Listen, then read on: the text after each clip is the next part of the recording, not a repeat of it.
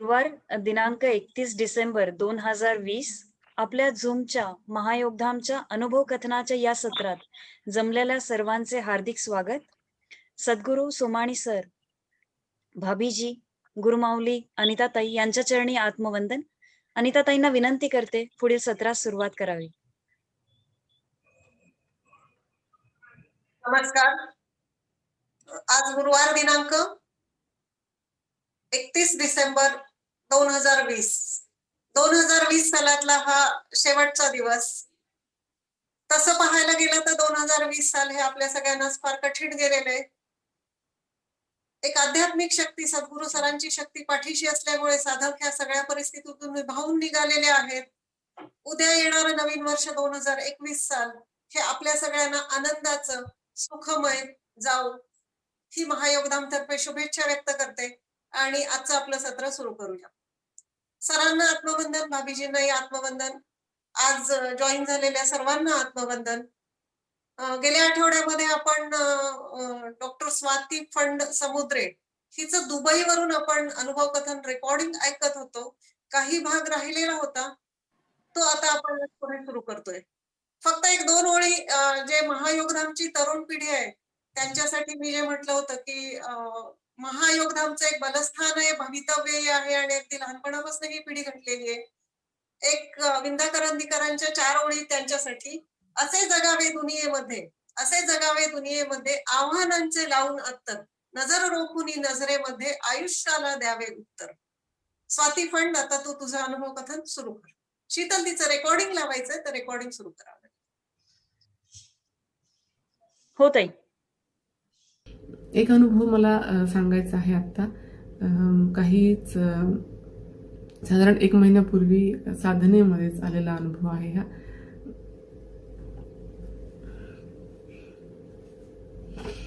साधनेमध्ये मला असं दिसलं की मी परभणीला सरांच्या घरी आहे, हॉलमध्ये. सर तिथे सूर्यप्रस्थान साधना करत आहेत. मी हॉलमधनं मधल्या रूममध्ये आणि नंतर किचनमध्ये गेले. तिथे भाभीजी होत्या, काहीतरी त्यांचं काम चालू होतं तिथे. तिथून मी वरच्या फ्लोअरवर गेले आणि परत टॉपमोस्ट फ्लोअरवरती पण गेले. आणि मी असं मला सरांनी, भाभीजींनी काही म्हटलं नाही की तू अशी घरात का फिरतेस म्हणून. मी घरात काहीतरी शोधत होते आणि म्हणून मी सगळीकडे काहीतरी बघत होते, काहीतरी शोधायचा प्रयत्न करत होते. आणि अचानक मला असं जाणवलं की सरांचं राहतं घर हे पूर्ण वृंदावनामध्ये बदलून गेले. ते सगळं वृंदावन बनले. मी तिथे होते एका गोपिकेच्या रूपामध्ये. मी एक साधा जिथे वृंदावनामध्ये खूप गोपिका होत्या त्यापैकीच मी एक होते. आणि माझा असा भाव झाला की भगवंताला, कृष्णाला राधिका ही खूप जास्त आवडते. भगवंताचं राधिकेवरच खूप जास्त प्रेम आहे, कुठल्याही साधारण गोपिकेपेक्षा, म्हणजे माझ्याहीपेक्षा जास्त. आणि मला तिथे थोडीसं असं वाटलं की मी जर गोपिका असण्याऐवजी जर मी राधिका असते, राधा असते तर किती बरं झालं असतं. मला कृष्णाचं ते प्रेम मला मिळालं असतं. असं त्यावेळी भाव उत्पन्न होत होता. आणि थोड्या वेळानंतर मग पूर्ण वृंदावनामधलं वातावरण चेंज झालं. म्हणजे अतिशय आनंदी, प्रफुल्लित असं वातावरण झालं आणि रासक्रीडा सुरू झाली. रासक्रीडेमध्ये कृष्ण भगवान, राधिका आणि सगळ्या गोपिका होत्या. मी पण एक तिथे गोपिका होते ती. आणि रासक्रीडा चालू असताना लक्षात आलं माझ्या, सडनली एकदम माझ्या असं लक्षात आलं की तिची गोपिका आहे तीच राधिका बनलेली आहे. राधिका जी आहे ती कृष्ण बनलेली आहे आणि कृष्णाने पूर्ण ब्रह्मांडाचं रूप घेतलेलं आहे. आणि थोड्या वेळानंतर हे सगळे जे भूमिका होत्या ह्या अशा इंटरचेंज होत होत्या. म्हणजे जे कृष्ण बनलेलं आहे तीच राधिका बनत होती, जी राधिका आहे ती कृष्ण बनत होता. आणि म्हणजे हा अनुभव असं सांगत होता की राधा, कृष्ण, ब्रह्मांड हे सगळे एकच आहेत. त्याच्यामध्ये असं वेगवेगळं नाहीये, त्यांच्यामध्ये द्वैत नाहीये, ह्या सगळ्या एकच आहेत. हा तो अनुभव मला सांगत होता. तोच अनुभव मी नंतर त्याच्यातूनही कविता स्फुरली. तर ती कविता नंतर मी लिहिलेली आहे, ती मी तुम्हाला थोडंसं म्हणून दाखवते. वृंदावन की कोई गोपिका रिझाना चाहे मनमीत को, वृंदावन की कोई गोपिका रिझाना चाहे मनमीत को, भजे नित्य हरि श्याम को, गुनगुनाए यही गीत वो, पी लूं मैं अमृत हरि प्रेम का, बनूं मैं भी कभी प्यारी राधिका, नाचे मयूर और फूल है, डोले हरित वृक्ष और बेल है, देखूं गोपिकाए और श्याम को, राधा रानी और घनश्याम को, अमृत वर्षा है प्रभु प्रेम की, रास क्रीड़ा है राधे श्याम की, गोपिका बने है राधिका, श्यामा बने घनश्याम है, गोपिका बने है राधिका, श्यामा बने घनश्याम है, घनश्याम ही संसार है, संसार ही परमात्मा, घनश्याम ही संसार है, संसार ही परमात्मा, पाकर आशीष गुरु आपका, धन्य हुई मैं साधिका, पाकर आशीष गुरु आपका, धन्य हुई मैं साधिका. हे तर म्हणजे आहेच की गुरूंची कृपा असल्याशिवाय आपल्याला काहीच कुठलाही अनुभव येणं शक्यच नाहीये. हाही अनुभव येण्यामागे सरांचंच प्रेम आहे, सरांचीच कृपा आहे. हा म्हणजे आपल्या सरांची कृपा असल्याशिवाय, सद्गुरू कृपा असल्याशिवाय अध्यात्मामध्ये मला तर वाटतं माझं पानही हलणार नाही, म्हणजे मी कुठेच सरकू शकणार नाही जर सरांचं कृपा किंवा प्रेम नसेल तर. आणि ह्या अनुभव मी सरांना सांगितला तेव्हाही सर हेच म्हणले की हे चांगला अनुभव आहे बेटा म्हणले, आणि हे अनुभवातनंच हे समजून घ्यायचं की तुझ्यावरती सद्गुरूचं प्रेम आहे, कृपा आहे.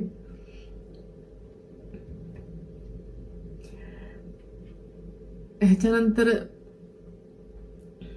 थोडेसे अजून मी सायंटिफिक एव्हिडन्सेस द्यायचे आहेत मला. मी जे मगाशी सांगत होते एलिझाबेथ ब्लॅकबर्न ह्या सायंटिस्टनं, लेडी सायंटिस्ट आहे, त्यांनीही खूप चांगलं काम केलेलं आहे. हेही अतिशय काही वर्षापूर्वीचेच रिसर्चेस आहेत. तर त्यांनी जे सांगितलेलं आहे त्याच्यातला त्यांचा रिसर्च वर्क आणि डॉक्टर ब्रूस लिप्टन ह्यांचंही रिसर्च वर्क दोन्ही कंबाईन करून मी जे कन्क्लुजन आहे ते आता सांगणार आहे. आपल्या सेल्समध्ये क्रोमोझोम्स असतात. तर क्रोमोझोम जे समजा एक क्रोमोझोमची एक पेअर आहे, त्याच्या किंवा एकही सिंगल क्रोमोझोम जरी आपण कन्सिडर केला तरी त्या क्रोमोझोमच्या आतमध्ये प्रोटीन्सचा बनलेला DNA असतो, आणि त्या DNAच्या भोवती जे आवरण असतं त्याला आपण क्रोमोझोम म्हणतो. ह्या क्रोमोझोमच्या शेवटी एंडचा जो भाग असतो त्याला आपण म्हणतो टेलोमियर.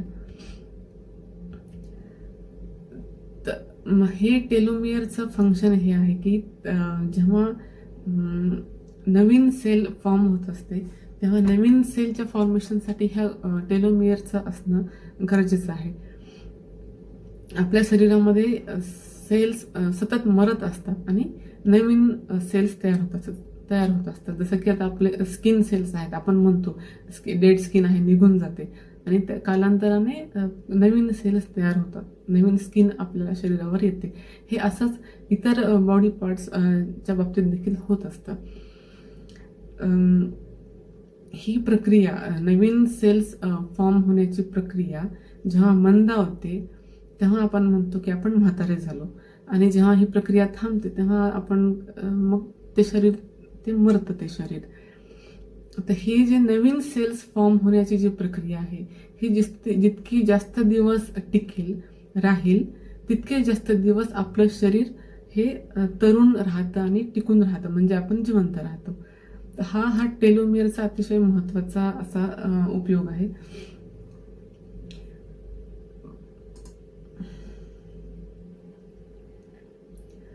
तर हा टेलोमियर हा क्रोमोझोमचा शेवटी असणारा जो भाग आहे टेलोमियर, ह्याची लेंथ आपण जसे म्हातारे होत जातो तशी त्याची लेंथ कमी होत जाते, आणि म्हणून आपण नवीन सेल्स बनवू शकत नाही, तयार नाही करू शकत. सेल डिव्हिजन हे कमी होत जातं.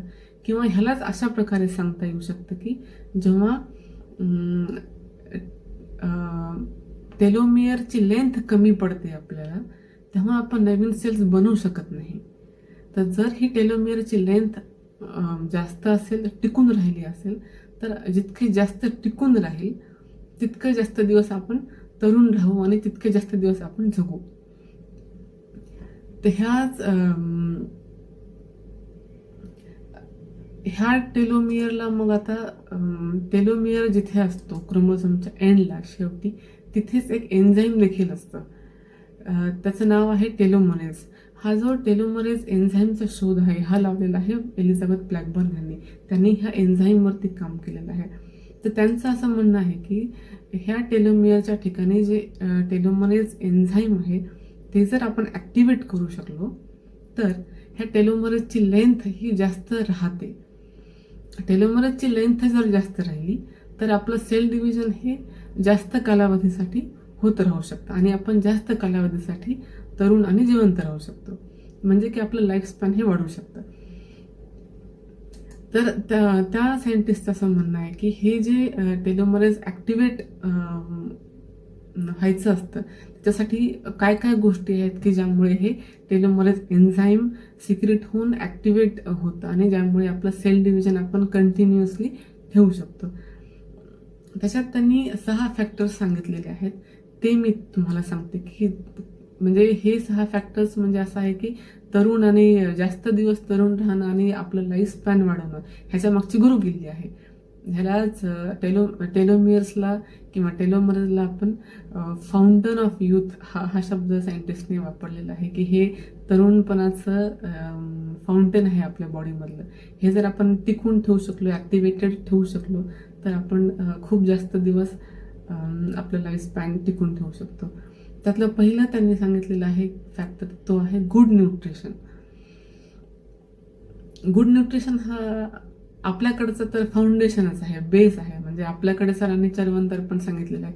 चर्वणतर्पणची पायरी चढल्याशिवाय अध्यात्माची कुठली पुढची पायरी आपल्याला चढताच येत नाही, आपण पुढे सरकू शकत नाही. तर हे मी थोडंसं कम्पॅरेटिव्ह सांगण्याचा प्रयत्न करते की सायंटिस्टनी काय सांगितलेलं आहे आणि सरांनी आपल्याला काय सांगितलेलं आहे. तर त्यांचा पहिला फॅक्टर, सायंटिस्टचा पहिला फॅक्टर आहे की गुड न्यूट्रिशन आणि सरांनी आपल्याला सांगितलेलं आहे की चर्वणतर्पण. चर्वणतर्पण मी म्हणेल की फक्त गुड न्यूट्रिशन ही अतिशय बेसिक पहिली पायरी आहे. चर्वणतर्पण ही अतिशय उच्च त्याच्यावरचं पातळी आहे मी असं म्हणेल. गुड न्यूट्रिशनपेक्षा कितीतरी जास्त फायदे चर्वणतर्पणामध्ये आहेत. त्याच्यानंतर दुसरा फॅक्टर दिलेला आहे एक्झरसाइज आणि सरांनी आपल्याला सांगितलेलं आहे क्रियायोग. क्रियायोग ही टेक्निक आहे ज्याच्यामध्ये फक्त फिजिकल एक्झरसाइज नाही आहे, फक्त आसनं नाही आहेत, तर त्याच्यामध्ये आसनं आणि प्राणायाम ह्या दोन्हीचं कॉम्बिनेशन आहे आणि त्याच्यामुळे ह्याचे रिझल्ट्स खूप युनिक आणि फास्ट आणि डबल आहेत असं मी म्हणेल कुठल्याही एक्झरसाइजपेक्षा. थर्ड फॅक्टर सांगितलेलं आहे हॅपीनेस अँड ग्रॅटिट्यूड. आनंद आणि ग्रॅटिट्यूड. ग्रॅटिट्यूड म्हणजे तुम्हाला आभार व्यक्त करणं किंवा तर हा जो फॅक्टर आहे की एखाद्याच्या प्रती आपण नम्रता असणं, आनंद असणं, प्रेम असणं किंवा ग्रॅटिट्यूड आपण मेंटेन करणं. सरांनी आपल्याला सांगितलेला प्रयोग आहे जे जे भेटे भोवते ते मानिजे भगवंत. म्हणजे हा जर प्रयोग आपण करत असू जे जे भेटे भोवते ते मानिजे भगवंत, ह्याच्यापेक्षा उच्च पातळीचं ग्रॅटिट्यूड एक्सप्रेस करणं काही असूच शकत नाही. म्हणजे ग्रॅटिट्यूड एक्सप्रेस करण्याची जी सगळ्यात उच्च पातळी आहे ती म्हणजे जे जे भेटे भूत हा प्रयोग. त्यानंतर चौथा फॅक्टर आहे जो सायंटिस्टने सांगितलेला आहे तो आहे पॉझिटिव्ह आउटलुक. पॉझिटिव्ह आउटलुक सरांनी आपल्याला सांगितलेलं आहे वर्तमानात जगा. हे देखील मी जेव्हा कॉलेजमध्ये होते तेव्हा सरांकडनं ऐकलेलं नाही, शिकलेलं आहे. सर जसं सांगायचे की भगवंताला भिकारी भक्त आवडत नाहीत, तसंच सर तेव्हा हेही सांगायचे की तुम्ही वर्तमानात जगा, साक्षी भावाने जगा. हे आलं पाहिजे. तेच इथे आहे. पॉझिटिव्ह आउटलुक म्हणजे तुम्ही वर्तमानात जगणं आणि ठेविल्यानंतर त्याचे राहावे. सर आपल्याला हेही शिकवतात की तुम्ही असं राहिलं पाहिजे. ठेविले अनंत तेचची राहावे. पण याचा अर्थ असा नाही की आपण प्रयत्नच नाही केला पाहिजे, पण जे सॅटिस्फॅक्शन असतं, समाधानाची जी बाब आहे ती ह्याच्यामध्ये येते. तर हा झाला चौथा पॉईंट. याच्यानंतर 5वा पॉईंट आहे सेल्फ लव्ह अँड लव्ह. हे सांगितलेलं आहे की सायंटिस्ट म्हणतात की तुम्ही स्वतःवर प्रेम करा आणि इतरांवर देखील प्रेम करा. सरांनी आपल्याला शिकवलेलं आहे भक्ती.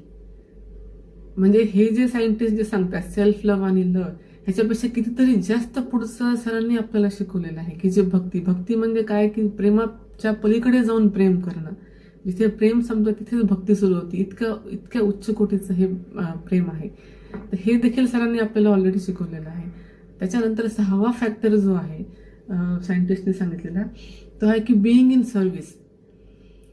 बिईंग इन सर्व्हिस त्यांचं असं म्हणणं आहे की meaning you have something to do, की तुम्ही सतत काहीतरी करत राहिलं पाहिजे. त्यामुळे काय होतं की it gives feedback to subconscious mind, I have to stay here longer as I have something to do. आपण सतत काहीतरी करत राहिलं पाहिजे, कशामध्ये तरी मग्न असलं पाहिजे, कशामध्ये तरी इन्व्हॉल्ड असलं पाहिजे, की ज्यामुळे काय होतं की आपलं सबकॉन्शियस माइंड, ज्याला आपण मराठीमध्ये अचेतन मन म्हणतो, हे अचेतन मन आपल्या शरीरातल्या सेल्सला सांगत राहतं की तुम्ही आत्ताच मरू नका, तुम्हाला काहीतरी अचीव करायचं आहे, काहीतरी कार्य आहे जे तुम्हाला पूर्ण करायचं आहे, तोपर्यंत तुम्ही हे शरीर टिकवून ठेवा, चालू ठेवा. हे बिईंग इन सर्व्हिस त्यांनी सांगितलेलं आहे की आपण कुठलं तरी काम खूप पॅशनेटली करायला हवं. सरांनी आपल्याला काय सांगितलेलं आहे करायला? सर म्हणतात माऊलीचं कार्य करा, प्रचार आणि प्रसार. म्हणजे सायंटिस्टनी जे सांगितलेलं आहे 6 फॅक्टर्स, की टेलोमरेज ऍक्टिव्हेट करण्यासाठी, टिकून ठेवण्यासाठी, तुमच्या टेलोमेअर्सची लेंथ वाढवून ठेवण्यासाठी, सेल्सचं डिव्हिजन कंटिन्यू ठेवण्यासाठी, म्हणजे तुमचं लाईफ स्पॅन वाढवण्यासाठी, युथ टिकवून ठेवण्यासाठी, तारुण्य टिकवण्यासाठी जे फॅक्टर्स सांगितलेले आहेत, तो प्रत्येक फॅक्टर योगधाममध्ये सरांनी साधकांना आपल्याला सर्वांना शिकवलेले आहेत.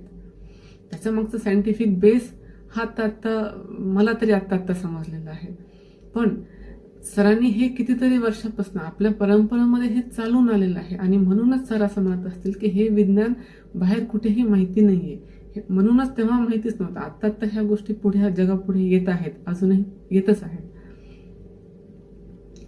आपण जे करतोय ते वैज्ञानिक दृष्ट्या अतिशय योग्यच आहे, ते शास्त्रीय आहे, ती वैज्ञानिकच आहे. आपण जे करतोय ते विज्ञानाला देखील अजून समजलेलं नाहीये. ते विज्ञानाच्या सुद्धा पेक्षा जास्त वैज्ञानिक आहे. फक्त विज्ञानाला ते आत्ता समजतंय, एवढंच आहे. परत मी थोडंसं सांगेन गुड न्यूट्रिशन चर्वण तर्पणच्या बाबतीमध्ये, की आता सरांचं तर पुस्तकच येत आहे, त्याच्यामुळे त्याच्यात तर म्हणजे ह्या विषयाचं सखोल ज्ञान असणार आहे, असेल त्यामध्ये. पण एकच फक्त माहिती मी सांगेन की ऑस्ट्रिया कंट्रीमध्ये, जी सेंट्रल युरोपमध्ये आहे, तिथे एक वेलनेस इन्स्टिट्यूट आहे. तिथे पूर्ण जगामधले हॉलिवूड, बॉलिवूड आणि इतर फील्ड्समधले जे सक्सेसफुल रिच पीपल आहेत ते तिथे जातात, काही दिवस तिथे राहतात. त्यासाठी ते खूप खूप मोठी ह्यूज अमाऊंट पे करतात आणि त्या ठिकाणी त्यांना काय शिकवतात? चर्वण आणि तर्पण. ते इन्स्टिट्यूट साधारण 100 वर्षांपासून तिथे आहे, काम करत आहे आणि त्यांनी चर्वण तर्पणचं नॉलेज ते सांगतात की आम्ही इंडियामधनं शिकलोय. ते इंडियामधनं येऊन शिकून त्यांनी तिथे ते वेलनेस सेंटर सुरू केलेलं आहे आणि ते तिथे ते काम करतात ह्या गोष्टीवरती. हे आणि म्हणजे आपल्याला हे जे इतकं, ज्यासाठी लोकांना इतकी मोठी अमाऊंट द्यावी लागते, ते आपल्याला म्हणजे किती सहज उपलब्ध झालंय आणि त्याची खरं आपण किंमत करायला हवी, नाही का? आपण ते फॉलो करायला हवंय. तर त्यांच्या त्या वेलनेस सेंटरमध्ये ते फक्त 40 to 50 टाइम्स च्यू करा फूड असं सांगतात. सरांनी आपल्याला त्याही पुढचं शिकवलेलं आहे. सर सांगतात की तुम्ही जोपर्यंत अन्नाचं पाणी होत नाही तोपर्यंत ते अन्न चावायला हवं. इथे असं आहे की फूड हे फक्त काय म्हणतात त्याला, एक साधन किंवा मीडियम असायला हवं. कशासाठी? लाळ पोटात घालण्यासाठी लागणारं जे मीडियम आहे तेच फक्त त्याचं असं म्हणून आपण फूडकडे बघितलं पाहिजे, अन्नाकडे बघितलं पाहिजे. आपण नुसती लाळ पोटामध्ये घेऊ शकत नाही. मग म्हणून थोडंसं अन्न पोटामध्ये घालायचं आणि लाळेनं आपल्याला पोट भरायचं आहे. हे म्हणजे हे जे लोक ऑस्ट्रियामध्ये सांगतात त्याच्यापेक्षा कितीतरी पुढचं आणि कितीतरी ॲडव्हान्स आपल्याला सर योगधाममध्ये सांगत आहेत. योगधाममध्ये आपल्याला शिकवलं जातंय. आणि हे जे बेनिफिट्स आहेत, जसं की वजन कमी होणं, स्किन चांगली होणं, केस चांगले होणं, हे तर म्हणजे असं आहे की हत्ती मागून शेपूट येणं असातला भाग आहे. म्हणजे हे येणं हे बोनस आहेत ह्या गोष्टी. ह्याचा मेन फायदा आपल्याला आध्यात्मिक दृष्टिकोनातून मला जो जाणवलेला आहे तो असा की शरीरात होणारे जे सूक्ष्म बदल आहेत, जे सूक्ष्म अनुभव आहेत, ते येण्यासाठी या प्रकारचं खाणं, या प्रकारचं चरवण हे अतिशय महत्त्वाचं आहे. न चावता जर खाल्लं तर शरीर किंवा शरीरातली जी प्राणशक्ती आहे तिथे अन्न डायजेस्ट करण्यामध्येच बिझी राहते किंवा संपून जाते. तिला इतर दुसरीकडे शरीरामध्ये किंवा आतल्या जे सूक्ष्म शरीर आहे तिथे काय होतंय, काय अनुभव येत आहेत हे समजायला वेळच नसतो किंवा तेवढी शक्तीच राहत नाही मग आपल्यामध्ये.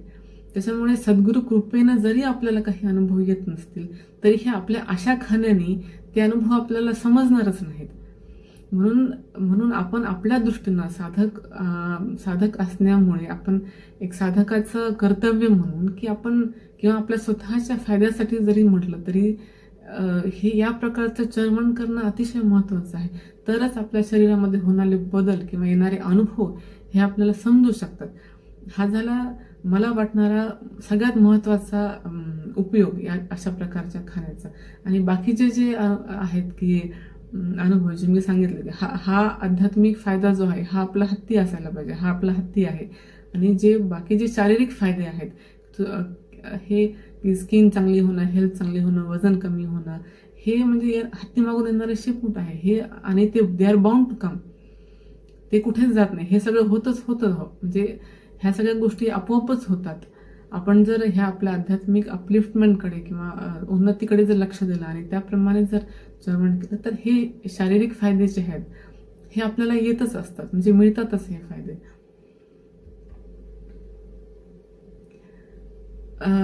क्रियायोगाबद्दल जसं मी आत्ताच सांगितलं की हे मी स्वतः देखील अनुभवते आहे. म्हणजे मी योगाचे कोर्सेस देखील केलेले आहेत, पण तेही मी सांगेन की मी बाहेरचे देखील कोर्सेस केलेले आहेत जे सरांच्या परवानगीनंच केलेले आहेत.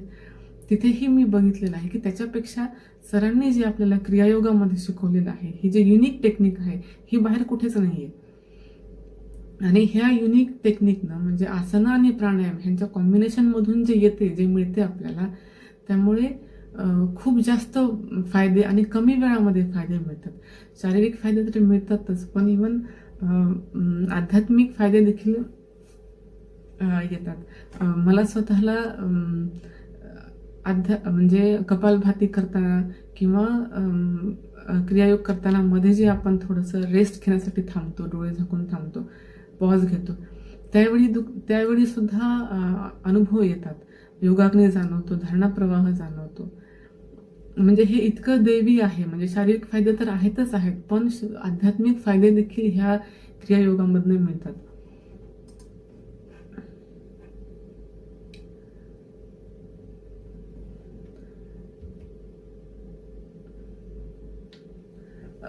सायंटिस्टनी जे सांगितलेलं आहे बिईंग इन सर्व्हिस, की तुम्ही कुठल्या तरी सर्व्हिसमध्ये राहायचं, काहीतरी सतत करत राहायचं.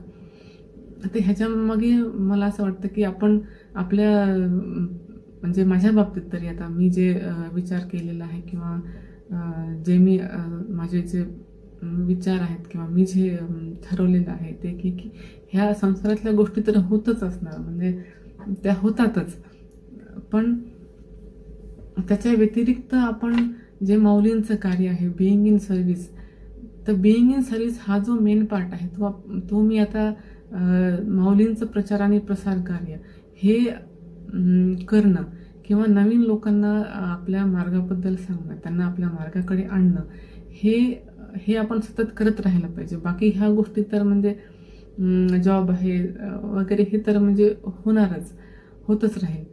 पण माऊलींचं त्यांनी पसायदानामध्ये जे सांगितलेलं आहे, भूता परस्परे जळो मैत्री जे वांचे, किंवा जो जे वांछिल तो ते लाहो प्राणी जात, हे करणं किंवा हेच माऊलींचं कार्य आहे. हेच खरं म्हणजे आध्यात्मिक दृष्टिकोनातून आपण काहीतरी गुरूंसाठी करणं आहे. तर मग हे करण्यासाठी आपल्याला हे सगळं साधण्यासाठी आपल्याला नवीन लोकांपर्यंत जाणं, नवीन लोकांना आपल्याला जे मिळालेलं आहे ते त्यांनाही मिळावं. आपल्याला जो आनंद जी सद्गुरु कृपा मला मिळाली ती इतरांना देखील मिळायला हवी, नाही का? हेच तर कार्य आपण करायला पाहिजे. म्हणजे मी तरी तसं आता माझ्या बाबतीत ठरवलेलं आहे. शेवटी म्हणजे आता भगवंताची इच्छा, पण बॅक ऑफ द माइंड इतर गोष्टी होत असताना हे आपण आपलं कार्य करत राहायला पाहिजे, करायला.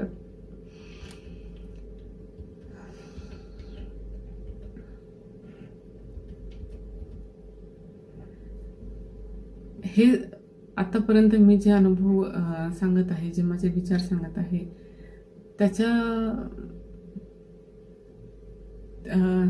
ते सगळं मला एका कवितेमधनं मांडायचं आहे. की मी जे सगळं अनुभवलेलं आहे, मी जे शिकलेली आहे, शिकलेली म्हणजे जे काही सरांकडनं मला शिकता आलं, अनिता माईंकडनं जे काही शिकलं आलं, सरांच्या कॅसेट्समधनं मी जे काही शिकता आलं, मला जे काही मी अनुभवले, जे काही शिकलो, ते मला एका छोट्याशा कवितेतनं मी मांडेन आणि त्यानंतर मी माझा अनुभव कथन संपवेन या ठिकाणी.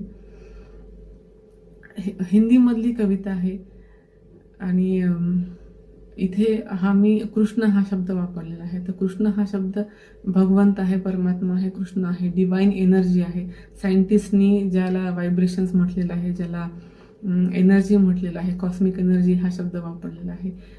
हा शब्द इंटेलिजन्स आहे किंवा अल्टिमेट ट्रूथ म्हटलेलं आहे. तर हे शब्द असतील त्याच सगळ्यासाठी मी कृष्ण हा शब्द इथे मला हा अनुभवलेला आहे मी, किंवा मला तो शब्द योग्य वाटतोय.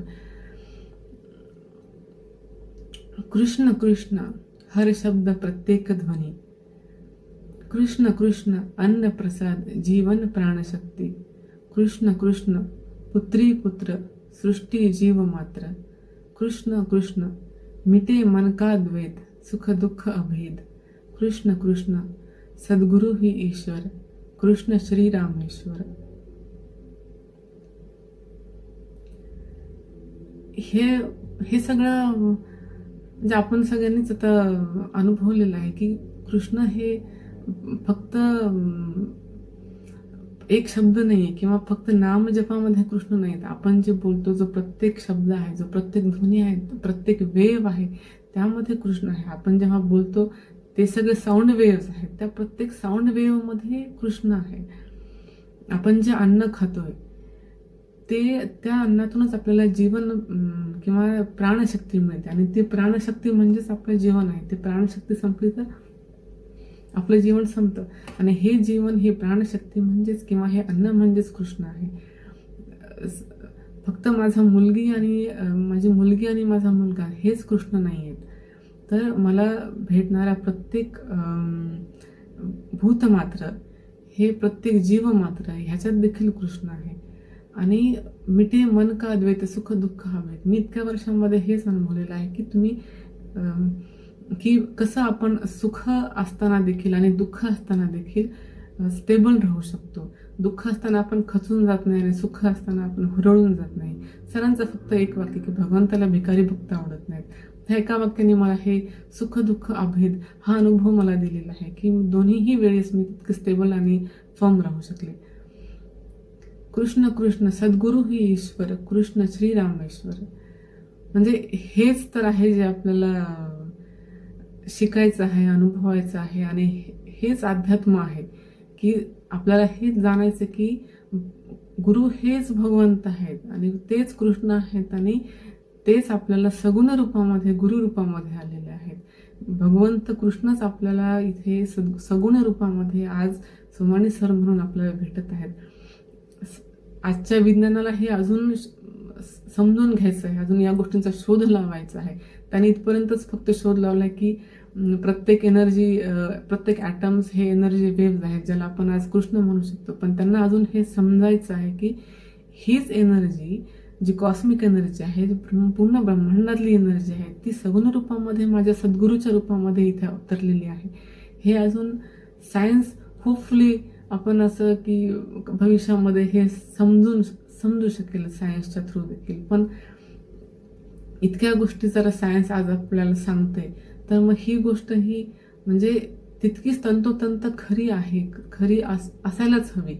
हेच खरं विज्ञान आहे. अध्यात्म हे पूर्णपणे विज्ञान आहे. काही गोष्टी विज्ञानानं उलगडल्या आणि काही गोष्टी उलगडलेल्या नाही आहेत.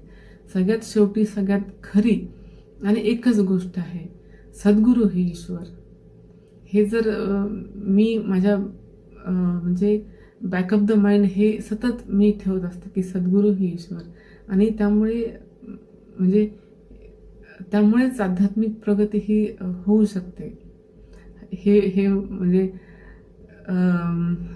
एक वाक्य जर सगळ्या अनुभवांच्या शेवटी एक वाक्य जर सांगायचं असेल, एका वाक्यात जर सांगायचं असेल की हेच की पूर्ण ह्या प्रवासामध्ये एकच मी अनुभवलेलं आहे आणि सगळ्यात शेवटी एकच गोष्ट खरी आहे की सद्गुरू ही ईश्वर. इतकं सांगून मी माझा अनुभव कथन आज संपवते.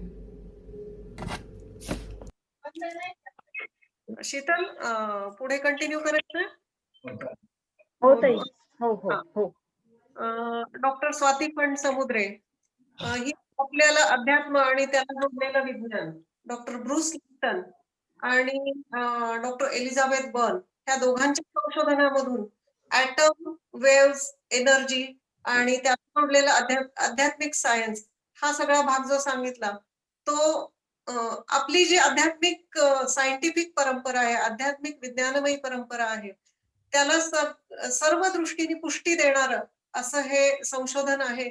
आणि स्वाती, तुझ्या अनुभवातून तू ते मांडलंस, हा एक आनंदाचा आणि अभिमानाचा भाग आहे.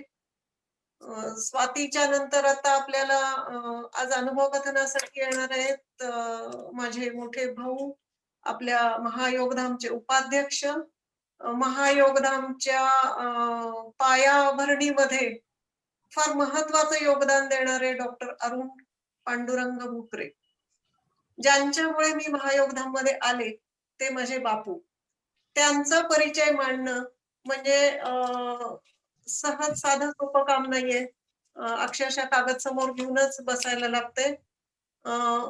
त्यांचं मॅट्रिक पर्यंत, जुनी 11वी मॅट्रिक पर्यंत शिक्षण हे उस्मानाबादला झालेले.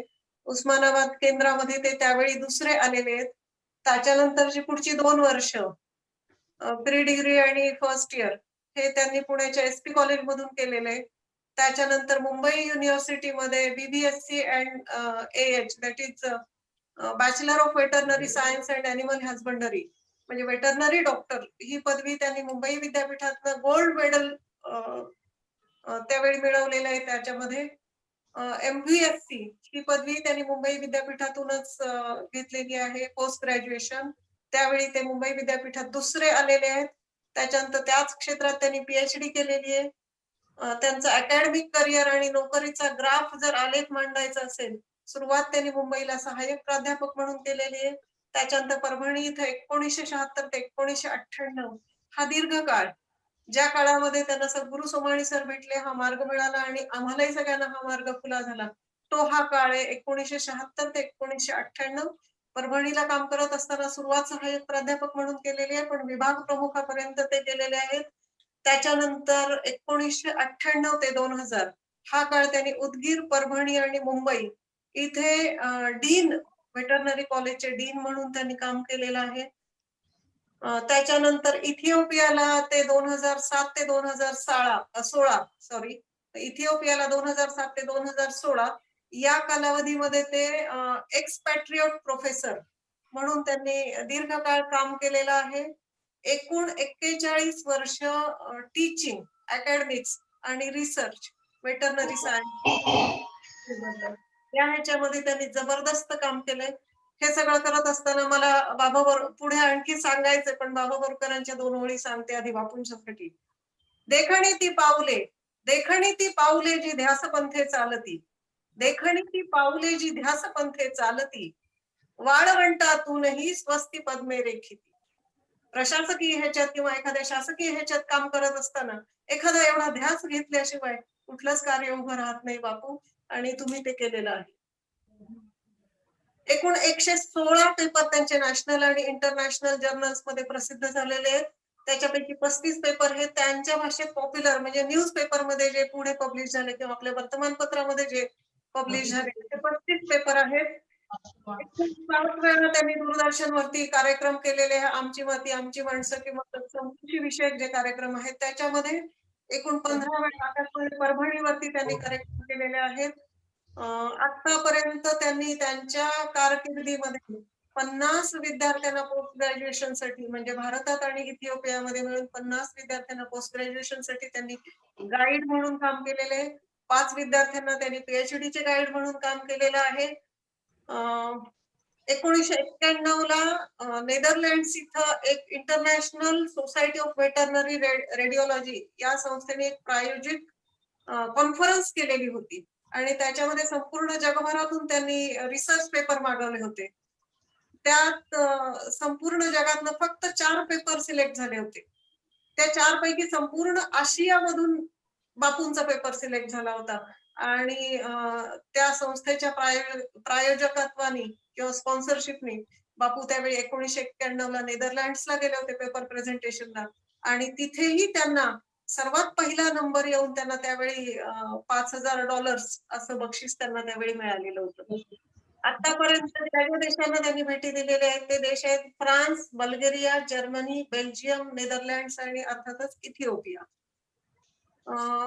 आणखी एक वैशिष्ट्य सांगायचं म्हणजे ज्या ज्या विद्यार्थ्यांना बापूंनी घडवलेलं आहे त्या विद्यार्थ्यांमध्ये आज अनेक ठिकाणी collector, commissioner, DYSP, DCP, police खात्यातले commissioner, sales tax inspector, forest department, भारतीय प्रशासकीय सेवेमध्ये असणारे अनेक अधिकारी, अशा वेगवेगळ्या क्षेत्रामध्ये अजूनही बापूंचे अनेक विद्यार्थी काम करतायत आणि एक जबरदस्त व्यक्तिमत्व किंवा एक आपले सर म्हणून जो आदरभाव त्या विद्यार्थ्यांना किती मोठ्या पदावर गेले हा मी अनेक वेळा अनुभवलेला आहे की आमच्याकडे कोणी आलं आणि मी वेटरनरी फील्ड मधले आहे असं सांगितलं की मी बापूंचं नाव सांगत असते आणि मग त्या माणसाच्या चेहऱ्यावरचे भाव किंवा त्याच्यावरती जो एक आदर त्या चेहऱ्यावरती दिसत असतो तो फार वेगळा आणि फार अभिमानाचा क्षण माझ्यासाठी असतो.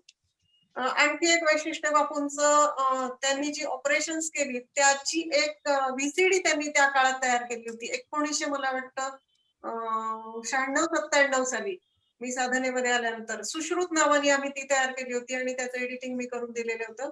पण संपूर्ण भारतात वेटरनरी ऑपरेशन्सची अशी ती पहिली व्हीसीडी होती.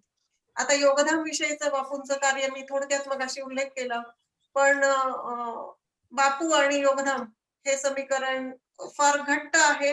सरही नेहमी सांगतात की नवीन जी काही सुरुवात असेल म्हणजे योगधामची बिल्डिंग आहे, योगधामला ज्ञानेश्वरीच्या माध्यमातून एक मनी जनरेट करण्याचा जो काही प्रयोग झाला आणि तो पुढे अतिशय सक्सेसफुल झाला. आज साधकांच्याच पैशामधून सगळं योगधाम उभं आहे. त्याची सुरुवात बापूंनी त्यांच्या आग्रहातून केलेली आहे. आत्ताच आपलं हे जे ऑनलाईन सेशन आहे ते ऑनलाईन सेशनही बापूंच्या आग्रहामुळे सुरू झालेलं आहे आणि सांगायला सगळ्यांना आपल्याला आनंद वाटतो की जे आज नवीन ऐकत असतील किंवा जे सगळे आपले साधक ऐकत असतील तर गुरुपौर्णिमा म्हणजे जुलै 2020 पासून आज रोजीपर्यंत 34 साधक आपले ह्या ऑनलाईन सेशन मधून झालेले आहेत आणि ह्याचा पाया बापू खरं म्हणजे तुम्हीच रचलेला आहे. सरांची परवानगी घेणं, त्यांना हो म्हणायला लावणं आणि मग पुढे हे रेटणं हे काम तुम्ही करू शकता. आणि बापू पुन्हा मी त्या 2 ओळी सांगते, तुमच्या ह्या संपूर्ण योगदान विषयीची कारकीर्द असो किंवा तुमच्या करिअर मधली कारकीर्द असो, देखणी ती पाऊले जी ध्यास पंथे चालती, वाळवंटातूनही ती स्वस्ती पद्मे रेखिती. आणि मला असं वाटतं की आता आपण बापूंना बोलायला मी विनंती करते. पुन्हा वेळेचं एखाद्या वेळी बंधन येईल. त्यांचा परिचय देताना मला माझं मन आवरत नाहीये, पण बापू शीतलला मी विनंती करते की तो तर बापूंना लाईनवर. थँक्यू ताई. सरांना आत्मवंदन, भाभीजींना सुद्धा आत्मवंदन, सगळ्या साधकांना आत्मवंदन. आता माझा ताईंनी परिचय करून दिला. खरं म्हणजे सरांपुढे अवघडल्यासारखं होत आहे, कारण हे अध्यात्माचं प्लॅटफॉर्म आहे आणि माझा जो परिचय झाला तो प्रोफेशनल ॲज अ प्रोफेशनल व्यक्ती म्हणून झाला. परंतु हरकत नाही, जे काय आतापर्यंत मिळवलं ते सगळ्या आपल्या साधकांच्या सरांच्या आशीर्वादाने आणि सदिच्छेने मिळवलेलं आहे. सुरुवात करतो मी माझ्या अनुभव कथनाला आणि अनुभव कथनातूनच मी योगधामचा प्रवासी आपल्या पुढे मांडणार आहे. थोडक्यामध्ये कदाचित वेळेचं बंधन येईल, परंतु जिथं थांबायचं असेल आपण तिथे थांबू शीतल, आणि नंतर पुढे कंटिन्यू करू. खरं म्हणजे आमचं घराणं वारकरी होतं. ताईंनी सांगितलेलं आहे, घरी आई म्हणजे माझी आजी, आजोबा, माझे वडील आणि हे सगळे वारकरी संप्रदायातले मुळातच. माझे वडील न चुकता एकादशीची वारी करत. अगोदर ते पंढरपूरचे करायचे, नंतर पंढरपूरला वयोमानाप्रमाणे त्यांना जाता येत नव्हतं म्हणून ते आमच्या गावाच्या शेजारीच एक दिंडे गाव, एका सिद्ध पुरुषांची तिथे समाधी आहे आणि तिथे वद्य एकादशीला ते जात असत. आणि माझे मोठे काका जे होते त्यांचा प्रामुख्याने मी इथं उल्लेख करतो की त्यांना इतकं वेड होतं, हे पोथी पुराण सांगायचे. जिथं लक्ष्मण शक्ती जिथं रामायण चालते तिथं माहित आहे लोकांना की तिथं लक्ष्मण शक्तीचे रात्रभर ती शक्ती चालत असे आणि तिथे रात्रभर ते पूर्ण रामायण चालत असे. तर तिथे ते जायचे आणि खरं म्हणजे त्यांच्याकडून हा वारसा आमच्या घरामध्ये आलेला आणि टिकलेला. आणि मी ज्या वेळेला सुट्टीला जायचो गावाकडे त्या वेळेला मला ते आवर्जून बरोबर नेत आणि पोथी वाचवायला बसत. मग त्यावेळी पांडव प्रताप, हरिविजय, रामायण या अशा प्रकारच्या पोथ्या चालत आणि मी ते वाचायचो आणि ते अर्थ सांगायचे. हा असा कार्यक्रम माझ्या लहानपणी चाललेला असायचा. मग त्यानंतर माझं हे महाविद्यालयीन शिक्षण झालं, नोकरीला लागलो आणि आता सांगितलं ताईने की 1976 साली परभणीमध्ये पाऊल ठेवलं. खरं सांगू त्यावेळेला परभणीमध्ये पाऊल ठेवलं आणि मला आलेल्या ट्रेननी परत जावं असं वाटलं. तुम्ही म्हणाल एवढं काय होतं परभणीमध्ये? अहो त्यावेळेला रस्ते नव्हते धड, तिथे घरं नव्हती व्यवस्थित आणि एकंदरीत पाहिलं की हे आपण कुठे आलेलो आहेत. मुंबई सोडून परभणी सारख्या ठिकाणी का आलो हा मलाच प्रश्न पडला. सुदैवाने तिथे एक दांडेकर फॅमिली होती, ख्रिश्चन फॅमिली होती. त्यांनी मला तिथे आसरा दिला. त्यांची मोठी नारायण चाळ म्हणून माहित आहे परभणीच्या लोकांना प्रसिद्ध. त्या नारायण चाळीमध्ये त्यांनी मला घर दिलं आणि तिथे त्यांनी मला सर्वतोपरी मदत केली आणि तिथं मला माझं बस्तान बसवलं. पुढे लग्न झालं, संसारी थाटला, मुलं बाळ झाली. माझा शैक्षणिक कार्यक्रम चालू होता, परंतु मला आतून कुठेतरी कुतूहल वाटायचं की ज्ञानेश्वरी काय आहे, गीता काय आहे, गीतेमध्ये काय सांगितलेलं आहे आणि ज्ञानेश्वरी त्याच्यावर तर टीकाग्रंथ म्हणतात, तो ज्ञानेश्वरी नेमकी काय आहे. आणि मग आमच्या कलिग मध्ये ज्या वेळेला चर्चा व्हायची आमच्या कॉलेजच्या स्टाफ मध्ये त्यावेळेला मी हे बोलून दाखवायचं. सुदैवाने एकदा माझी डॉक्टर देशपांडे आमच्या माझे सहकारीच होते, त्यांच्या सोबत मी बोलत असताना त्यांनी मला लगेच सांगितलं, अरे तुला ज्ञानेश्वरी मध्ये इंटरेस्ट आहे का, ऐकायचंय का तुला? हो म्हटलं, मला ज्ञानेश्वरी ऐकायची. मग तू चल म्हणे माझ्या बरोबर. दर सोमवारी सोमाणी सरांकडे ज्ञानेश्वरी असते आणि फार छान सांगतात, फार तुला म्हणजे अगदी उकल करून तुला सांगितलेली, म्हणजे तुला त्या ज्ञानेश्वरीचं महत्वही कळेल आणि त्याच्यासारखं आतापर्यंत कोणी सांगत नाही. मी म्हटलं हो का, जाऊया आपण. मग ते सोमवारी मला त्यांनी बरोबर संध्याकाळी 7 वाजता सरांच्या घरी म्हणजे त्यांचं जे गांधी पार्कला जे घर होतं तिथे खाली त्यांच्या बैठकीच्या खोलीमध्ये ज्ञानेश्वरी सर घ्यायचे आणि मोजून जेमतेम मोजके अगदी हाताच्या बोटावर मोजून एवढे साधक असायचे आणि ज्ञानेश्वरी ऐकायला यायचे. कलंबरकर होते, दरकजी होते, डॉक्टर परताणी होते आणि अजून बरेच इतर साधक होते. मग मी पहिल्यांदा ज्या वेळेला बसलो ज्ञानेश्वरी ऐकायला आणि मला जाणवलं की हे वेगळं रसायन आहे, वेगळं काहीतरी आपण ऐकतो आहे. हे जे काय माझ्या कानावरती आतापर्यंत ज्या पोथ्यातून किंवा पुराणातून किंवा वाचनातून पडलेली ज्ञानेश्वरी ती ही ज्ञानेश्वरी नाहीये. ही काहीतरी एक वेगळी ज्ञानेश्वरी आहे.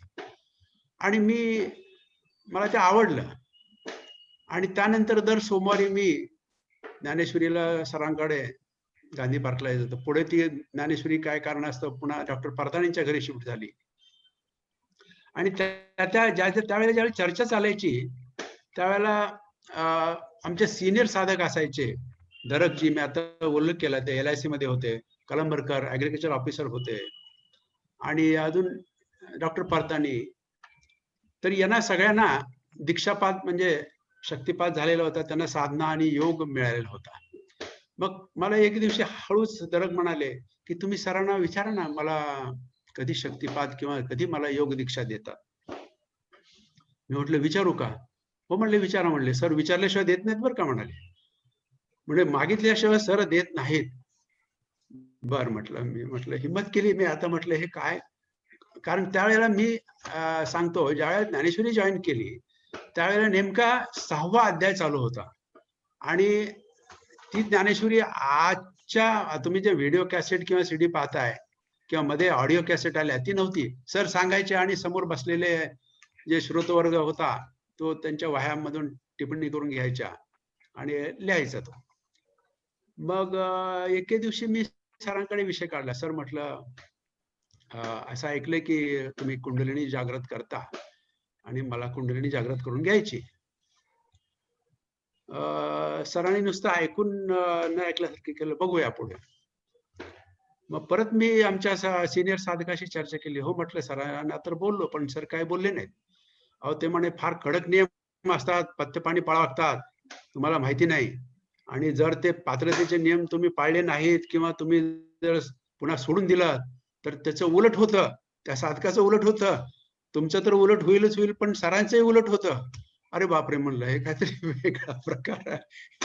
आणि मग थोडे दिवस परत गवसलो, परंतु परत मला ते जिज्ञासासारखी लागून राहिली की काय नेमकं कुंडलिनी योग म्हणजे काय आणि कसा ते कुंडलिनी जागृत. आणि नेमक्या त्या ओव्या सुरू होत्या कुंडलिनी जागरणाच्या, अपान वायू रक्षणाच्या, कसं कुंडलिनी शक्ती उभारते आणि सुंदर असं विवेचन चाललेलं असायचं. मला परत राहवलं नाही आणि परत मी सरांकडे विषय काढला.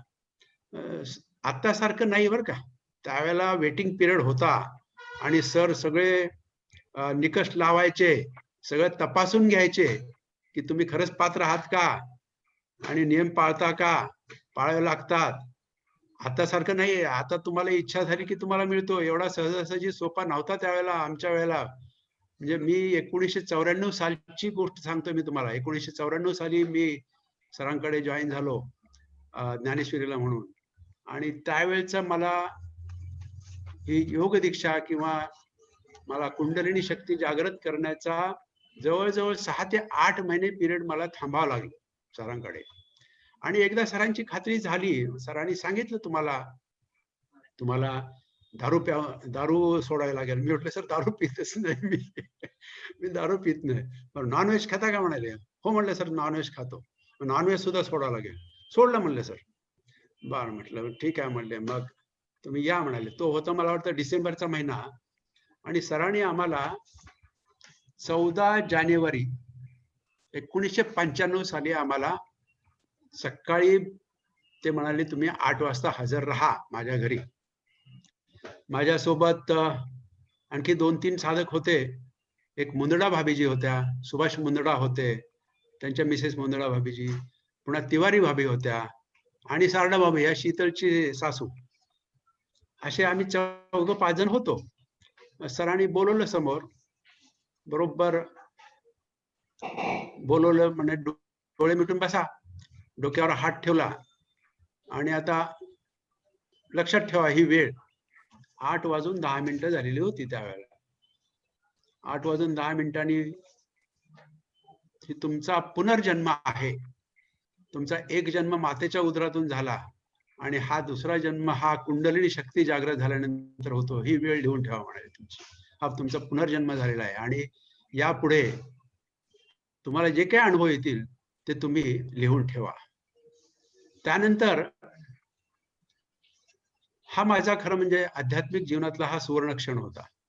म्हणजे मला जो प्रश्न पडलेला होता की आपण 1976 साली आलो खरं मी परभणीला, परंतु ह्या ठिकाणी का आलो, नेमकं मला मुंबई सोडून इथंच का यावं असं वाटलं आणि इथंच मला कसं अडकावून टाकलं गेलं, याचे प्रश्नाचे उत्तर मला नंतर लक्षात यायला लागले की आपणाला हे मिळायचं होतं, हा योग मिळायचा होता आणि हा अमोल ठेवा हा जीवनातला त्यानंतर मिळाला. आणि जवळजवळ त्यानंतर 1 तास 20 मिनिटं मी साधनेत बसलो. बसल्यानंतर मान खाली गेली, श्वासाची गती मंदावली, श्वास सूक्ष्म झाला, मस्तकावरची नाडी अर्ध्या तासाने उडू लागली, म्हणजे अगदी भूमध्य मधली जी नाडी असते ती. डोके गरम झाले, अधूनमधून मांड्याला आणि कमरेला धक्के बसल्याचे जाणवत होते. 2-3 वेळा अंगावरती शहारे आले, शरीर हलके झाल्यासारखे वाटू लागले. सरांनी ओम म्हटल्यावर परत सावध झालो. फक्त 5 ते 10 मिनिटं झाल्यासारखी वाटली आणि शरीरात कुठल्याही प्रकारचा ताण नाही, दुखले नाही, खोकले नाही. सबंध दिवसभर 14 जानेवारी म्हणजे त्या दिवशी संक्रांत होती. सबंध दिवसभर फ्रेश आणि सेन्स ऑफ वेलबिंग म्हणजे आपण म्हणतो ना अगदी फ्रेश राहिलो. परत 3:30 वाजता टेलिव्हिजनवरती स्वामी विवेकानंदचा कार्यक्रम पाहत होतो आणि तो पाहतानाही तल्लीन होऊन गेलो आणि त्यावेळेलाही सेम अनुभव आला मला. म्हणजे गुरुमधल्या शीर ओढणे. रात्री 8 ते 9:30 पावणे 10 पर्यंत परत साधना केली. मात्र थोडस जेवण त्यावेळेला झाल्यामुळे जडावा आला होता. अपान वायू हा साधना करताना बराच उत्पन्न होत होता, परंतु बाहेर न पडता गुदापाशी येऊन परत फिरत होता. या साधनेनंतर सरांनी अनुभव कथन करण्यासाठी सांगितल्यानंतर वरील प्रकारचा अनुभव कथन केला दुसऱ्या दिवशी. नंतर 15 जानेवारी सकाळी 8 ते 9 ही साधना केली, परत तोच अनुभव. मात्र श्वास चंद्रनाडीतून बराच वेळ वाहत होता, अर्ध्या 1 तासाने पुन्हा दोन्ही नाड्यातून वाहत होता. श्वास अतिसूक्ष्म झाला, मात्र डिस्टर्बन्स होते म्हणून आणि सकाळची वेळ घरामध्ये कॉन्सन्ट्रेट करता येत नाही. अपान वायू परत वर सरकत गेला आणि साधना संपल्यानंतर थोडीशी टॉयलेटलाही झाली. त्यानंतर प्रत्येक दिवसाचं मी लिहून ठेवलेलं आहे. दिनांक 16 ते 25 जानेवारी पर्यंत मी साधना झाली नाही, कारण मी मुंबईला दौऱ्यावरती गेलो होतो. आणि 26 ते 30 जानेवारी पर्यंत रोज रात्री 9 अथवा 10 वाजता बसून 1.5 ते 2 तास साधना चालू ठेवली. पहिला 1 तास चांगले कॉन्सन्ट्रेशन होत होते, परंतु नंतर पायाला कळा लागून बसणे अशक्य होते. मग आसन बदलून बसावे लागते. शिवाय केव्हा केव्हा जप करावा लागतो. चरवण तर्पण सुरू केले. त्यावेळेला चरवण तर्पणाचं सरांनी प्रयोग दिला. 31 जानेवारी सरांनी त्यावेळेला एक प्रयोग आणखी दिला होता की तुमचं रक्त तपासा. सगळ्या बहुतेक साधकांना माहित आहे, नवीन साधकांना कदाचित माहित नसेल की तुमच्या रक्तामध्ये तमोभाव कुठला किती आहे, रजोभाव किती आहे आणि भगवा म्हणजे शुद्ध भाव किती आहे. तर तुम्ही काचेच्या स्लाइडवरती तुमच्या रक्ताचा थेंब काढायचा, ती काचेची स्लेट जी आहे स्लाइड ती वाळवायची आणि ती प्रकाशामध्ये पाहायची आणि त्याप्रमाणे काळा असेल तर तमोगुण आहे, लाल असेल तर रजोगुण आहे आणि भगवा असेल तर थोडस अध्यात्माकडे किंवा तुम्ही तिकडे भगभाव तुमच्यामध्ये उत्पन्न झालेला आहे. त्यामुळे आता हे स्लाइड वगैरे सगळे माझ्याकडे होतं कॉलेजमध्ये आणि काय काढायची अडचण नव्हती. मी सकाळी रक्तही तपासलं आणि स्लाइडवरचा थेंब मला जाणवला. मला वाटलं तो पिंक कलरचा आहे. हिमोग्लोबिन 13% होतं. मी परत सरांना नेऊन दाखवलं. म्हटलं सर बघा माझं हे पिंक कलर दिसतंय का, कसं आहे. सर म्हणे तुमचं अजून काळच आहे हो. त्यामुळे अजून तमोभाग आहे तुमच्यामध्ये. आता तो कमी करावा लागेल आणि त्यासाठी तुम्ही साधना वाढवा, त्यानंतर चर्वण तर्पण करा. त्यानंतर परत रात्री साधनेला बसायचो आणि साधनेमध्ये काय व्हायचं की भान राहायचं नाही. एकदा काय झालं की एका तासानंतर ह्या कपाळाच्या मध्ये अतिशय इरिटेशन झालं म्हणून मी दोन्ही बोटांनी जोरात चोळलं. तिथे आग झाली, तिथले कातडे निघालं आणि तिथं जखम आणि सूजी आली होती थोडीशी. त्यानंतर रोज 1.5 ते 2 तास साधना करायचो. आपण वायूचं रक्षण करायचो त्यावेळेला. आपण व्हायच्या त्यावेळेला ज्ञानेश्वरी मधल्या फार छान ओव्या चालल्या होत्या. आपण व्हायचं रक्षण. सर म्हणायचे नेहमी की हा सरला तर यमराज आहे आणि जर तुम्ही रक्षण केला तर तो धर्मराज बनतो. आणि ते डोक्यात नेहमी असायचं. आणि पोटी साफ होत होतं, भूकी जास्त लागत नव्हती. साधनेला बसल्यावर 1 तास चांगली बैठक व्हायची आणि मग मात्र पायाला थोड्या कळ्या यायच्या, परंतु वेळेचं भान नाही. आणि काही वेळेला आपण एकदम ट्रान्स मध्ये गेलो असं वाटायचं. म्हणजे आपण ट्रान्स मध्ये गेलो म्हणजे खरं झोपलो आपण का साधनेमध्येच आपल्याला ट्रान्स लागली याचा संभ्रम व्हायचा. वजन जवळजवळ माझं त्यावेळेला 72 किलो होतं, परंतु त्यानंतर वजन जवळजवळ 1.5 ते 2 किलो कमी झालं. जवळजवळ हे एका महिन्यामधला फरक. सरांनी त्यावेळेला जपही दिला होता, श्री हरी गोविंद. सरांची एक कॅसेटी आहे, आता ती ऑडिओ कॅसेट होती, बहुतेक आता माहित नाही. श्री हरी गोविंद म्हणून सगळ्यांना त्यांनी जप दिला होता त्यावेळेला. आणि मी स्वतःही स्वामी समर्थांचा एक 11 माळी जप करत होतो. तर हे सारखं चालू होतं. आणि आपण व्हायचं एक अनुभव असा माझा की ज्या वेळेला मी रक्षण करायचो आणि ज्या वेळेला थकवा किंवा गळून गेल्यासारखं वाटायचं, त्यावेळेला माझी अशी धारणा व्हायची की हा वायू बहुतेक दूषित असावा. कारण अपान वायू शुद्ध असला तरच तो चमत्कार दाखवतो असं सर म्हणाले. परंतु काही दिवसानंतर तो थकवा जायचा, पोट साफ व्हायचं, अंगात उत्साह संचारायचा आणि पोटाची काहीच तक्रार राहायची नाही. पोटही साफ व्हायला लागलं वेळच्या वेळेला. आणि अपान वायू कोंडल्यानंतर ज्ञानेश्वरीत वर्णन केल्याप्रमाणे अनुभव येऊ लागले. हा वायू फुगवटा धरतो, आपल्या नाभीपाशी फुगवटा धरतो, गुरगुर करू लागतो आणि त्यावेळेला पोटाची धक्के जाणवायचे. वजन कमी करण्याचे कारण आता कळून चुकले की अपान वायू मेदाचे पर्वत फोडतो. म्हणजे वजन कमी कशामुळे होतं की तुमचा अपान वायू हा मेद म्हणजे तुमचा चरबी कमी करतो, मेदाचे पर्वत फोडतो, सप्तधातूचे समुद्र पालथे घालतो. आणि इथं खरं म्हणजे मी लिहिलंय त्यावेळेला, नवीन होतो, नामा म्हणे ग्रंथा सृष्टी एक तरी ओवी अनुभवावी याचे हळूहळू प्रत्यंतर येऊ लागले. खरेच आध्यात्मिक शास्त्र व ज्ञानेश्वरी ही अनुभवावरतीच आधारित आहे, हे सर नेहमी सांगत असत. याचा अनुभव येऊ लागला. त्यानंतर सकाळी मी साधना, प्राणायाम, योगासने करू लागलो आणि ते पद्मासन घालून. पूर्वी पद्मासनात बसायचं फक्त 5 ते 10 मिनिटं मला लागायची. म्हणजे 5 ते 10 मिनिटात हार्डली मी बसायचो आणि नंतर लगेच पद्मासन सुटायचं. परंतु आता माझा हा कालावधी वाढला आणि जवळजवळ 45 मिनिटं मी प्राणायाम किंवा काही योगासने जी असायची ती मी 45 मिनिटं पद्मासनात बसून करायचो. आणि हे सुद्धा अपान वायू रक्षणामुळे झाले असे त्यावेळेला वाटायचे. कारण अवयवाचा कठीणपणा वितळतो आहे असे ज्ञानेश्वरीमध्ये म्हटलेलं आहे. मात्र एकदा प्राणायाम सरांना सांगून, सरांना दाखवून बरोबर आहे का नाही असे एकदा दाखविले पाहिजे, असं मी माझ्या डायरीमध्ये लिहिलं त्यावेळेला.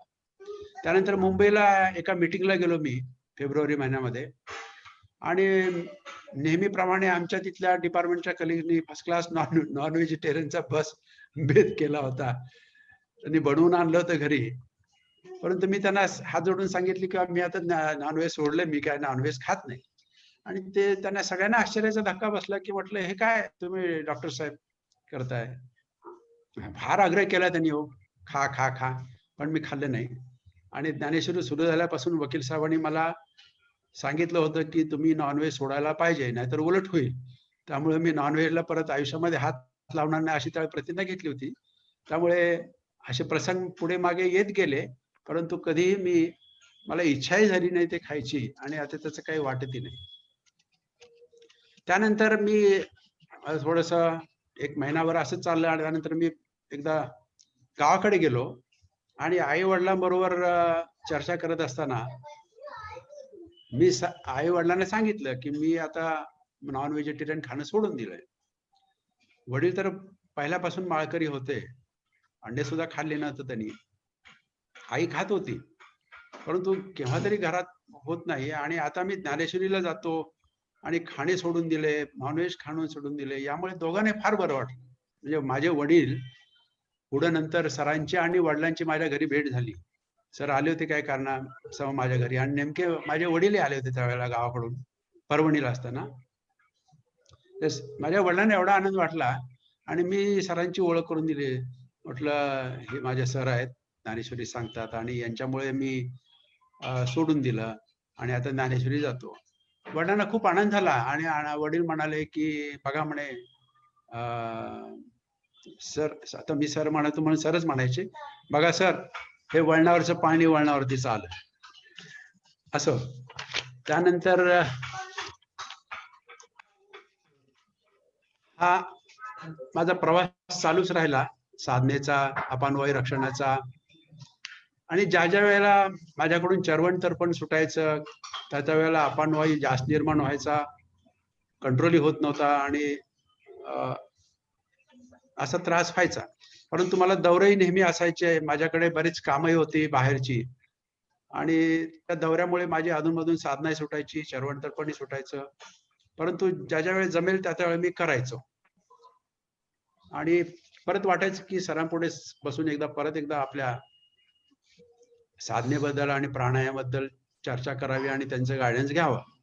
त्याप्रमाणे परत मी एके दिवशी संध्याकाळी सरांकडे गेलो, त्यांना डायरी दाखवली. एकूण सरांनी डायरी पाहिली माझी आणि सांगितलं की तुमची गाडी राईट ट्रॅकवरती आहे. आणि त्यावेळेला सरांनी मला 3 सजेशन दिले. एक तर इनिमा घ्या, प्राणायाम करायची गरज नाही, गॅसेसचा थोडासा त्रास होत असल्यास भस्त्रिका करा आणि त्याचे प्रात्यक्षिक त्यांनी दाखवले आणि दीर्घ श्वसन करा आणि गायत्री मंत्राचा जप घ्या म्हणून त्यांनी मला सांगितलं. तो मी कलंबरकर साहेबाकडून, मी म्हटलं कलंबर साहेबाकडून घेऊ का? ते म्हणे नको म्हणे, कलंबरकर साहेबापेक्षा तुम्ही बुद्रुककर साहेब, आता ते कुठले साधक हयात नाही आहेत. बुद्रुककर साहेबाकडून मी गायत्री मंत्राचा जप घेतला.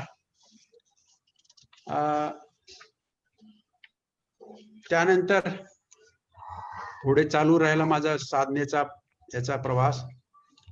ज्या ज्या वेळेला घरामध्ये मोठा बेत व्हायचा, म्हणजे पुरणपोळीचा वगैरे, पण चरवण तर्पणद्वारेच मी जेवायचो आणि गॅसेस अजिबात व्हायचे नाहीत. त्यानंतर एक मी इथे उल्लेख करतो, सरांनी माझ्यासोबत 8 ते 10 साधकांना परत टप्प्याटप्प्याने जवळजवळ साधना दिली. त्यामध्ये वाघमारेबाई होत्या आणि सरांना असं वाटायचं की आमचे आध्यात्मिक कन्सेप्ट क्लिअर व्हायला पाहिजेत काही.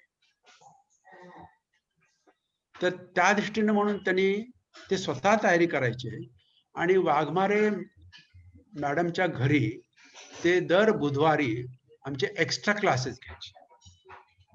म्हणजे एक्स्ट्रा क्लासेस म्हणजे जवळजवळ तिथे चिताडे जवळ 500 जे साधक असायचे, ते रामकृष्ण नगरमध्ये त्यांचं घर होतं आणि आम्ही नवीन असे जवळजवळ 20-25 साधक त्यांच्या घरी जमायचो आणि अगदी कन्सेप्ट क्लिअर करून घेतल्या होत्या सरांनी, म्हणजे एक्स्ट्रा लेक्चरद्वारे.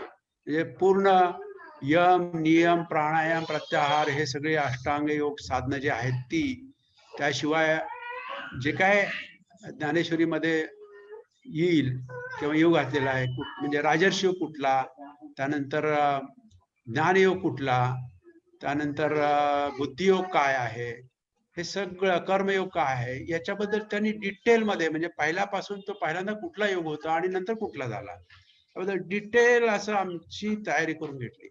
आणि मी सांगतो त्याचा एवढा आम्हाला फायदा झाला की ज्या ज्या वेळेला कुठलाही महाराज त्यावेळेला प्रवचन करू लागे किंवा निरूपण करू लागे, त्यावेळेला आमच्या लगेच लक्षात यायचं की अरे याचं कितपत ह्याची खोली आहे किंवा याची कितपत डेप्थ आहे सांगायची. आणि वाटायचं की काय नाही, सरांपुढे हे काहीच नाही. एकदा दोनदा आळंदीला आम्ही असंच गेलो होतो ऐकायला, कारण आळंदीला आलो की ते असायचे प्रवचन असायचे, कुठे कीर्तन असायचं आणि त्यावेळी लक्षात यायचं की खरंच ह्यांच्याकडे काय नाहीये, जे आपल्याकडे आहे, जे सर सांगतात ज्ञानेश्वरी आणि हे ते खरंच त्यांच्याकडे नाहीये. तर असा हा प्रवास आमचा सुरू होता. एक्स्ट्रा लेक्चर मध्ये सर चांगली तयारी करून घ्यायची आणि आमचा जोरात एकंदरीत कार्यक्रम ज्ञानेश्वरी साधना असं चालायचं. त्यानंतर परत साधनेचेच अनुभव लिहिलेले आहेत. तेच अनुभव यायचे आणि एरंडेल तेल एके दिवशी मला सरांनी सांगितलं होतं की 25 ml घ्या. तर 25 ml घेतलं. इतका त्रास झाला दुसऱ्या दिवशी, पण सगळं पोट साफ झालं. आणि त्यानंतर मात्र साधना थोडीशी झाली नाही. आपण वायू निर्माण झाला नाही त्यावेळेला. कारण आपला कोठा मूळ म्हणजे आपला कोठा किती जड असतो याच्यावरती तुमचा डोस ठरला जातो आणि सरांनी जो डोस सांगितला तो नंतर घेतला. त्यानंतर दुसऱ्या दिवशी परत ज्यावेळेला मी साधनेला बसलो, अगोदर जप करा सांगितलं सरांनी श्री हरिगोविंदचा. जप बंद पडला आणि पुन्हा साधना सुरू झाली आणि त्यावेळेला अपान वायू पोटात धुमाकूळ घालत होता आणि मधूनच तो मला अजून येतो हा अनुभव की डाव्या कानातून किंवा उजव्या कानातून ओंकार नाद ऐकू येतो. म्हणजे आणि तो प्रदीर्घ असतो असा ओंकार नाद. आणि पल्सेशन हे जे भ्रूमधल्या जी पल्सेशन जे होतं किंवा ही जी नाडी उडते ना, ही नेहमीच उडायची. एका शिवरात्रीचा अनुभव सांगतो मी. त्या दिवशी संपूर्ण दिवस सर म्हणाले की शिवरात्र आहे आणि तुम्ही साधना करा. पण महादेवाचं व्रत आहे आणि महादेव हा आपणाला माहित आहे की महेश कापडे अजूनही आहे, अजूनही ते साधना करतात. म्हणून सरांनी आम्हाला शिवरात्रीला साधना करायला सांगितली होती. आणि तो संपूर्ण दिवस मी वाचनात, चिंतनामध्ये, तसंच अभंग जपामध्ये आणि साधनेमध्ये घालवला. त्यावेळेचा एक अनुभव असा होता की मिसेस माझ्यासोबत होती, तिला अजून साधना नव्हती मिळाली आणि ती जपाला माझ्यासोबत बसली. ती स्वामी समर्थचा करत होती, मी श्री हरिगोविंदचा. आणि संपल्यानंतर ती उठली आणि डोक्यात मुंग्या आल्या तिच्या आणि एकदम जपमाळ तिची खाली पडली. त्यानंतर त्या दिवशी रात्री डॉक्टर परताणी यांच्या घरी 9 ते 12 शिवरात्रीची साधना झाली. त्या साधनेमध्ये अतिशय तद्रुपता आली. पुन्हा तो नाद ऐकू आला. हा नाद कालच्यापेक्षा जास्त वेळ दिला आणि नंतर उठल्यानंतर परत मलाच चक्कर आली, डोके बधीर झाले आणि मी खाली कोसळलो. ज्या वेळेला एक अनुभव असायचा की ज्या वेळेला पोट साफ व्हायचं आणि ज्या वेळेला मी काही खायचं नाही म्हणजे उपाशी पोटी असायचो, त्या वेळेला सुंदर अशी साधना होती. एका मार्च महिन्यामधला दिवस आहे. सरांच्या घरी त्या दिवशी साधना झाली आणि त्या दिवशी मी लिहून ठेवले, आज मात्र मजा आली. पोट रिकामे होते आणि मुख्य म्हणजे सर समोर होते. पाय अजिबात हलत नव्हते. शरीर हलके वाटू लागले. अंग एकदम ढिले पडून मान इतकी खाली गेली की सिद्ध नमन कमीत कमी 4-5 वेळा झाले. आज नाक, कपाळ आणि भुव्यावरती सारखे सेन्सेशन आणि सारखा ह्या उडवायच्या आणि शिवाय पायाला आणि मांडीलाही इनव्हॉलंटरी कॉन्ट्रॅक्शन म्हणजे आपोआप उडायचे पाय. सरांच्या समोर ज्या वेळेला बसायचो त्या वेळेला हा अनुभव चांगला असायचा. आणि हे अशा प्रकारचं अनुभव चालू झाले. शिवरात्रीपासून दुपारची झोप सुटली नसता मी दुपारी हमखास झोपायचा. अपान वायूमुळे म्हणा किंवा दुसऱ्या कारणामुळे म्हणा, आता भूक मोडत चालली होती माझी. भूक लागेनाशी होत होती. एके दिवशी रात्री साधना करता करता अचानक लाईट गेली आणि त्यानंतर मी थोडेसे डोळे चोळले. मात्र त्यावेळेला अचानक माझ्या डोळ्यासमोर तेजाची वलय दिसू लागली. निळा पिवळा प्रकाश आणि लाखो चांदण्या अशा समोर अशा चमकत असायच्या आणि असा प्रकाशाची सारखी अशी रेडिएशन म्हणजे जसा वेव्हज येतात तशा प्रकारचा वेव्ज आणि रेडिएशन हे जवळजवळ 5 ते 10 मिनिटं चालू झाली. त्यानंतर एके दिवशी तिथं परभणी एक मराठा सेवा संघाचा ग्रुप होता आणि 13वीचं सायन्स काय आहे त्याच्यावरती एक मला त्यांनी सांगितलं की तुम्ही आता अध्यात्मामध्ये आहात आणि तुम्ही जरा थोडंसं 13वीचं सायन्स काय आहे याच्याबद्दल तुम्ही आम्हाला सांगा. मी अगोदर सरांकडून गायडन्स घेतलं की काय बोलायला पाहिजे. जवळजवळ 100 ते 150 लोक होते त्यावेळेला. आदल्या दिवशी सगळं सायन्स मी सरांकडून समजून घेतलं होतं आणि मी त्याप्रमाणे मी तिथे ते प्रवचन किंवा लेक्चर आहे ते मी बोललो. माझी प्रशंसा झाली तिथे. काही नाही तर हे तुमचा आजचं व्याख्यान जे आहे ते पेपरमध्ये छापायला पाहिजे इतक्यापर्यंत त्यांनी सांगितलं. परंतु माझ्या मनाचं काहीच नव्हतं. मी फक्त निमित्त मात्र होतो. करता करिता सर होते. एक मिनिट बापू. हो. 5:15 झाले. तुमचं पुढच्या वेळेस किती वेळ लागणार आहे आणखी? म्हणजे पुढच्या वेळेस आता अनुभव मी एक 5 मिनिटात संपवतो. 5 मिनिटात संपवतो आणि मग नंतर मग पुढे कंटिन्यू. त्यानंतर एक गुरुवारी मी साधना करत ज्या वेळेला बसलो होतो आणि त्याचा अनुभव वेगळा आला. आज दोन्ही पायाला वैराग्य प्रचंड आले. त्यानंतर हा वैराग्य अग्नी एवढा वाढला की पायाला आग लागली की काय आणि पाय विस्तावर ठेवलं की काय असंच वाटत होते. उजव्या पायातून चमकाई येत होत्या. अंगावरती काटे यायचे. अंगात एवढी उष्णता वाढली की पाठीमागे कूलर असूनही हवा लागत नव्हती आणि कपडे काढून टाकावेसे वाटले. आजकाल साधनेला बसल्यानंतर किंवा जपाला बसल्यानंतर हा अनुभव येतो. अंग ढिले पडते, मान खाली जाते, श्वास सूक्ष्म होत जातो. मला वाटतं मी इथे थांबतो. पुढे आपण पुढच्या गुरुवारी कंटिन्यू करू. सरांना विचार. आजचं सत्र थांबवायचं पण बापूंना वेळ लागणार आहे. पुन्हा पुढच्या गुरुवारी ते कंटिन्यू. हा, पुढच्या गुरुवारी आपण कंटिन्युएशन मध्ये घेऊया बापूंचं. आज स्वाती फंड समुद्रे आणि डॉक्टर भोकरे साहेब या दोघांचं अनुभव कथन झालं. बापूंचं अर्थात डॉक्टर भोकरेंचं अनुभव कथन आपण पुढच्या गुरुवारी आणखी ऐकणार आहोत. आज आता वेळ आपली झालेली आहे. तर आज सरांच्या परवानगीने आजचं सत्र आपण थांबवूया अशी शीतलला मी विनंती करते. सर्वांना आत्मवंदन. सद्गुरू सरांच्या परवानगीने आजचं सत्र संपवते. मीटिंग एंड करते. थँक्यू शीतल.